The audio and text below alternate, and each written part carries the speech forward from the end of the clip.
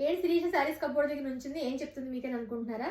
నేను పాటించే ఒక చిన్న అంటే రూల్ సంథింగ్ ఏదో అనుకోండి. నేనైతే అది కొన్ని సంవత్సరాల నుంచి ఫాలో అవుతున్నాను ఆ రూల్‌ని. చీరలు అంటే మనందరికీ ఇష్టం. చాలా చీరలు కొంటూ ఉంటాము. బట్ హస్బెండ్స్ నుంచి ఏంటంటే మీకెన్ని కప్బోర్డ్స్ ఉన్నా సరిపోదు అని కంప్లెయింట్ మాత్రం మనకు ఉంటుంది కదా! దానికి నేను ఫాలో అయ్యే ఒక చిన్న రూల్ ఏంటంటే ఏదైనా కప్బోర్డ్‌లోకి ఒక కొత్త చీర అంటే నేను కొనుక్కున్నా నాకెవరైనా పెట్టినా అది కప్బోర్డ్‌లోకి వెళ్ళాలి అంటే కింద నుంచి నేను కట్టట్లేదు ఇంకా నీకు బోర్ కొట్టిందని ఒక చీర మాత్రం తీసి బయట పెట్టేస్తాను.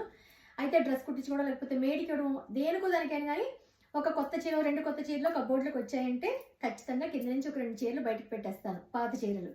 ఇది ఫాలో అవ్వడం వల్ల ఎన్ని చీరలున్నా నాకు ఇవే ఉంటాయి. ఇంకా కప్బోర్డ్స్ నిండిపోవడం ఇంకెక్కడో ప్లేస్ పెట్టడం అవన్నీ ఏమి ఉండదు ఇంకా.